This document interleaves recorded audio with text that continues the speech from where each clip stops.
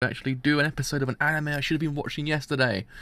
But long behold, university actually kind of, oh boy, yeah, it was an arduous journey yesterday. So I was actually quite tired. I didn't get home until like 9 p.m. and I was literally, my brain was just like, bruh, no, nah, fam, not doing this today. So that's why I wasn't here yesterday. I would have covered it. So yeah, I do apologise for actually not being here yesterday, but I thought to myself, I best take the day off, kind of just go to sleep for a bit and actually just come back replenished. Though I've come back today even worse than beforehand, so let's face it, I haven't actually fixed anything as it stands, but I mean, still, I'm a little bit more better than I was. I say worse beforehand, but I'm a bit more coherent, I guess. So anyway, yeah, so today I'm covering Violet Evergarden episode 2. Because last week's episode was actually kind of great. It was one of those ones that it's not blown me away as everyone else has been, because I'm just like, yeah, animation's good. But like, is anything else good? That's the question. So it's one of those things that I think Kyoani might be able to pull it off. If they do, good job. It's one of those things that I'm just saying. It's one of those things that I think they can, but it's just them as a studio kind of worry me ever so slightly. That's why I just kind of like, yeah, they might be able to do it. At the same time, like, will they be able to do it? But I mean, yeah, animation's amazing though. It's a beautiful looking show, but it's one of those ones that the animation wasn't one of the things that was worrying me. It was the actual storyline behind it, and actually the characters behind it, which technically tends to falter a lot of Kyoani shows more recently than beforehand. So hopefully they actually do fix the problems they've kind of had recently. But anyway, enough talk of me rambling about Violet Evergarden. Let's begin this episode in 3, 2, 1. Let's begin now. Boom. There we are. It's still surreal when you think about it that Netflix actually would simulcast this in England. I still like, how they give it to us? Because we're always the ones that gets it last, but this time we actually got it first, which is like the most surreal thing ever.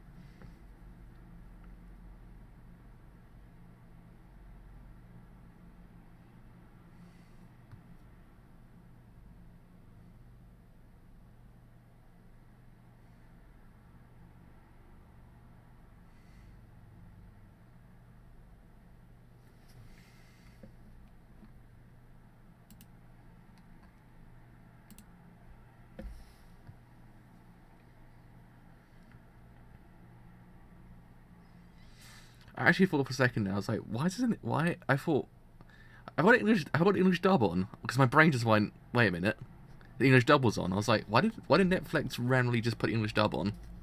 For no reason, but I just fixed it. My brain just stopped for a second, I like, what's going on?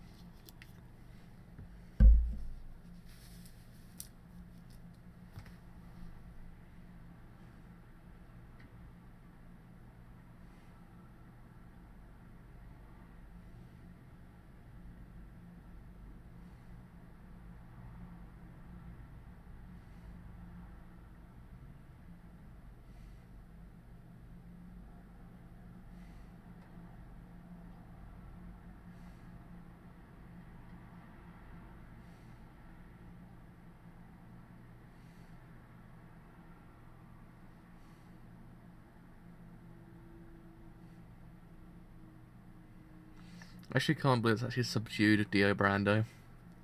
It's like low-key Dio Brando. It's not full-key Dio Brando, it's just low-key Dio Brando.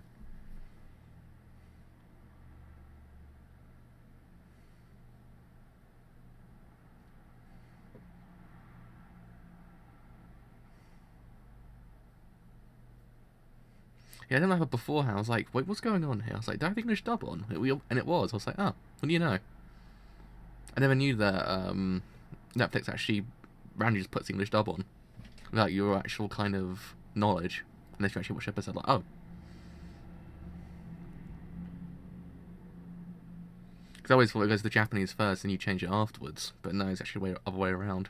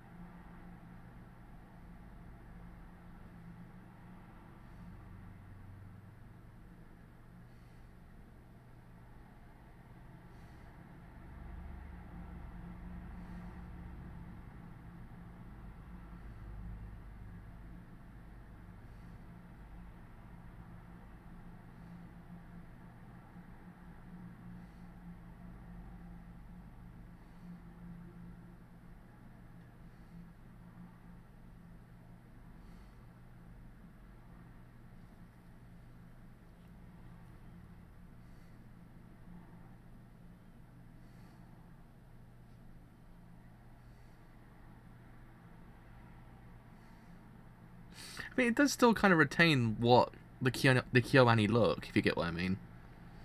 One of the things I actually kind of noted, it looks kind of, I don't know which one it looks like, but it looks like it looks like a Kyoani show. I can't remember which one it is.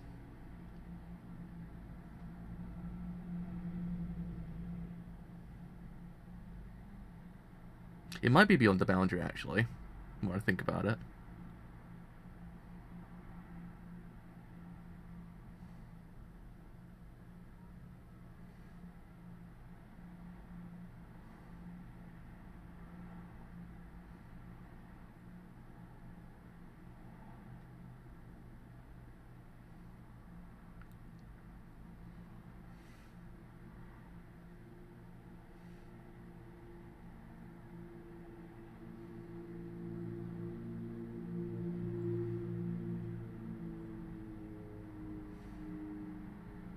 It's very meticulous how it's made when you think about it. So it's very meticulous because it's just like every single thing feels so alive. Which again is something that Kyoani can actually do. Maybe also Shaft can do it, but I don't know. It's one of those things that you just notice with Kyoani.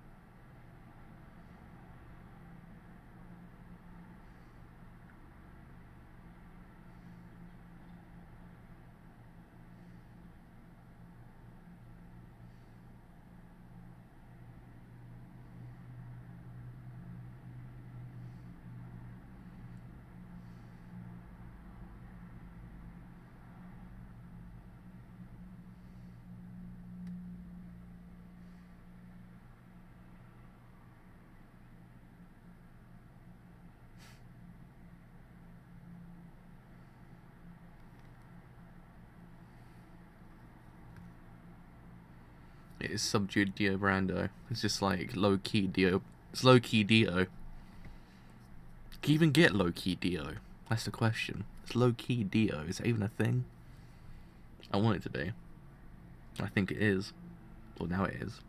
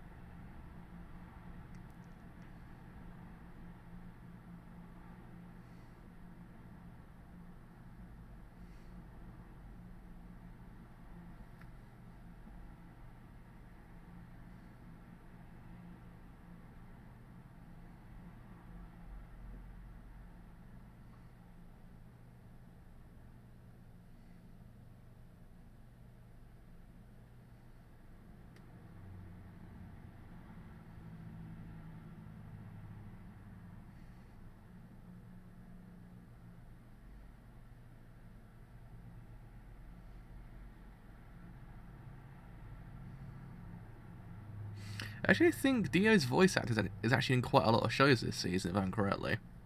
Yeah, I actually think he's in quite a lot of shows.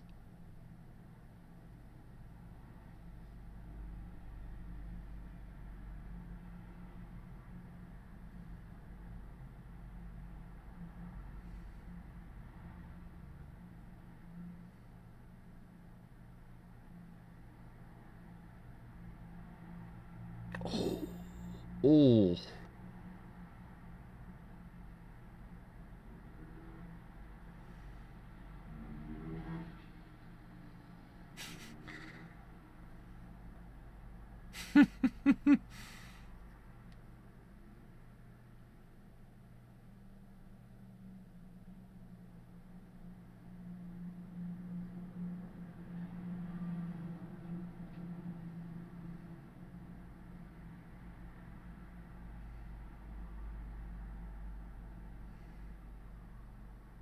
Oh.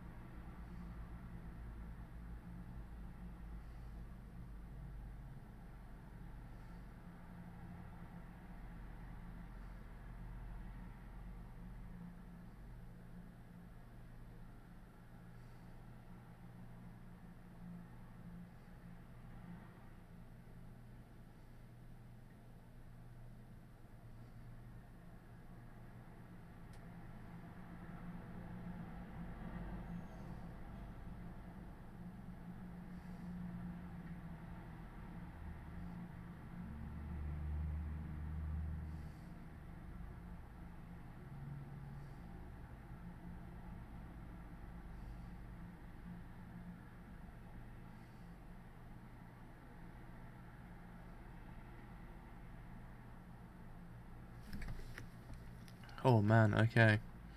Alright, that was... Now see, that was what I was waiting for. That's the episode I was waiting for. That should have been episode 1 kind of quality, I think.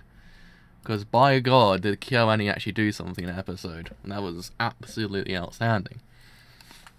I mean, content-wise, it's not like it's kind of blown me away with the way the story is structured so far. It's not kind of blowing me away just yet. But it's the small, meticulous things they do with the scenery, with the characters, that really kind of blows me away. It's one of those things, I haven't really kind of been vocal about it, but it's the use of the visual storytelling that I really do enjoy. Because one of those things, it's a kind of a lost art at this point. Certain studios do in theory utilize it. Shaft do it all the time. Shaft is one of the kings of it. Like, this visual storytelling, but Kyoani are really kind of hiding the idea of how to actually tell the storyline through visuals. I mean, it was just with that scene with them two just now. You can see when his lip quivered, it told you everything about what you need to know about how he felt just in that one instant. It was absolutely outstanding. I thought, great job. And the shot composition, oh my God, it's a shot composition amazing. Actually can't speak. Isn't the shot composition amazing? It's just, oh man, I just actually come back from learning about films. it hits me even harder. That's why it's one of those things. But that one when he puts down the glass, it was rule of third, man. That was used to the T in that scene. It was absolutely incredible. But yeah, going back to the whole entire use of visual storytelling, when Violet actually kind of tuned her gears on her arm, when the fingers moved, it was just it's obvious, but it makes the whole entire scene feel alive. It makes it just feel as if it's kind of like you just know each part moves, because again, you can just do that normally. It's not as if it's actually kind of hard, but the way Kyoani actually kind of utilizes the scene to actually kind of express it, it just makes you go, yeah. You can tell each part of her hand moves independently from the other. It's not as if it's kind of like one's got to move with the other to actually kind of make it seem as if it's kind of moving. It's an obvious thing, but it's just the fact that it took me by surprise. I was like, damn, that's actually really, really well done. I mean, yeah. Going back to the content of the episode, I mean, how it's going right now, it's not like it's doing anything brand freaking new just yet. Granted, as I've always said these things because I believe in this idea, that if you want to tell a story that's actually kind of known by a lot of people, in a sense, this idea of a person taken out of a situation, put into a different one, actually kind of adapting to said situation, it's not technically a bad idea if you want to kind of just lean upon what people know. It's what you do with that is actually kind of what makes it a little bit more feel really new. And I think it's actually kind of doing that ever so slightly as time goes on. I mean, yeah, I might want a little bit more kind of things here and there, but the way they're actually kind of exploring Violet's character, I actually kind of enjoy. It's the fact that she's adapting to the situation. She's actually just going about life the way that she would imagine it to be like, but it's not the kind of way everyone else sees it, which I actually kind of like. I think it's actually one of those neat things that it's actually told in story, and I actually kind of like it, because I like to see when someone's taken out of a situation, put in a different one, how they adapt to the situation, how they actually then go and live out their lives in that situation. I think it's actually kind of nicely explored here, because you get the idea that actually she's not like everyone else, and that's actually kind of played into the whole entire job. And I think what she's doing isn't incorrect. She's not actually doing anything fundamentally wrong. She's telling the truth, but the way that she kind of tells it is as if it's not the kind of correct way. And I actually kind of like that. I thought it's actually one of those neat things, because she's got to learn. And I think as time goes on, we grow more attached to her because of it. It's one of the things I actually kind of like about it. It's the fact that we're seeing her progress, but at the same time you grow a little bit more attached to her each time that you actually kind of see her grow, and it actually kind of makes it a little bit more enjoyable to actually kind of see her kind of reach that crescendo, kind of reach that epicenter of her character, and I actually kind of like it. I thought, good job.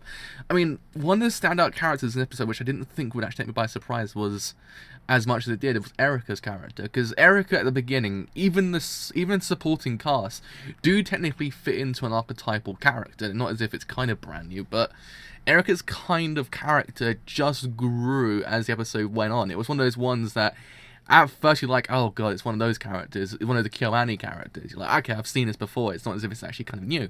So what they're going to do with her? I thought, I'm not going to like her too much. But then as the episode went on, you got to see her different emotions, how she actually went about writing letters and everything like that. You got to see that she's a character that's very much kind of... She's learning as well. She's not as if she's kind of 100% okay with where she is right now. She's got to learn as well, and I think it's actually kind of a neat thing as well, because you get to see that the perspective of this whole entire show, granted it's actually called Violet Evergarden, isn't just going to be on Violet Evergarden herself. It's actually about every other character as well, which I actually kind of like, because again, it's one of those things that I did fear the fact that maybe the supporting cast won't be so developed, but it seems as if Erica is the kind of starting point when it comes to these characters growing as time goes on. And I think as well, old Not Dio, as I like to call him now. I call him Not Dio. He's because he's actually got a very complicated name to pronounce for me. Hold up a second. Let me go and pull up his name, and will be able to say it the first time around. I bet you. He'll be like, "Oh, it's complicated." And I'm like, "Oh, I just said it." That's one of those ones that always gets me. I don't know why, but it's like, I don't know. I can't say it. And I'm like, "Oh, I can say it." Hodgkins. That's it. Hodgkins. Yeah. Same thing goes with Hodgkin's character as well, I think. His character, granted, I think he's reclusive about his emotions. He doesn't want to actually kind of express them. He doesn't want to express truly how he feels. He's kind of going about it like the way that he should be going about it, and kind of keeping his emotions to a secret, which I kind of think is actually a neat thing as well, because you get to see a different side of him that you didn't see. And it's actually kind of expressed just through that lip quiver, that you just got to see how he truly felt about Gilbert. It was one of those things that you can see that it was actually kind of eating away at his soul, though he didn't want to express it too much. It's one of those things that you can see it was actually eating away at his soul a lot, and to a point that actually it was really hurting him. So yeah, I mean, damn, his episode, it was freaking fantastic. I was like, will Kyoani do it? Will Kyoani actually fix the whole entire problems I have with the show? I mean, it isn't fundamentally the perfect show that I think it is currently just yet. But if the show goes down this route continually, it might be a really good show by the end of it. It might be one of those shows I do remember, because the fact is, Kyoani actually utilised a thing I actually do enjoy, which is visual storytelling. But yeah, I mean, it's a thing of time will tell. I think it's 14 episodes, so we've got a lot of time to actually kind of see where the series goes. It's not as if it's going to be like 10 episodes, that's it. It's 14, so you know it's going to be a complete character arc in this whole entire show, maybe even multiple, because you get to see it, because again, as Violet's kind of purpose of being there is actually kind of genuine as well, because she cared for Gilbert, and it was one of those things that at the beginning of the episode, I think the dude says to Gilbert, like, don't get attached to it. And I was like, boy, you just threw a massive Chekhov gun at him at that point. It's just like, you do not say those things and just go about life thinking, oh, you won't get attached. It's like, of course he will. You kind of just, you do grow attached to people, and it's just one of those things. I even like the fact that to this moment that Violet actually sees most things as a weapon. Like, it's not as if she's actually kind of adapted to the fact that, oh no, this is actually not utilised for anything more than just typing. I thought it's actually one of those neat things, because you can see not everything just yet is kind of taken off the table with her character. It's still kind of there. It's still hinting at the back of her brain. She's still kind of in that moment of war. It's one of those things that hasn't kind of gone away, which I actually kind of like, because it's not kind of disregarding her previous character. It's sort of kind of allowing you to see it's actually going to grow beyond that character is where it is currently. It's actually kind of like, because it's still one of those things, it doesn't actually just get rid of it, it continues on. But good job there. So yeah, hopefully this series continues in this vein, because if it does, we've got a good series in our hands, I think. As I said, it's the time will tell, and whether or not Kyoani will deliver. That's the only thing I fear. It's whether or not Kyoani will kind of just go down a rabbit hole after a while. I don't know. I don't want them to, because I think this actually might be their magnum opus if they pull it off. If they do, that's the question. Because if they don't, then we've kind of got another Beyond the Boundary, and also every other single show they've made in the last 10 years. So hopefully they don't do that again. Maybe it might be the case that they don't do it again. I'm not too sure. I want to be surprised. So yeah. Hopefully you actually have enjoyed this stream. I will actually preference this end stream by saying I won't be here next week for episode 3. I won't be here until Tuesday, because I'm actually going to Canada on Thursday morning. So yeah, I do actually miss this episode when it goes live, unless it actually happens to be somewhere else before that point.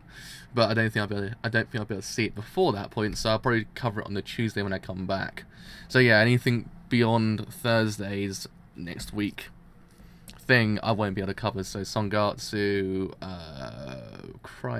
Dining the Fran, Potting Epic, Kokoku, Card Captors, and a couple of other ones. So yeah, until I'll come back on Tuesday and cover it as time goes on. Do not worry. If I don't cover it straight away, it's because possibly my mind's just kind of going a bit. Though I do finish university kind of a little bit for a while at that point, so I might be able to kind of have a little bit more free time, but do not worry, I will get a JoJo out before I leave, because I want to kind of get that out before I leave, I think.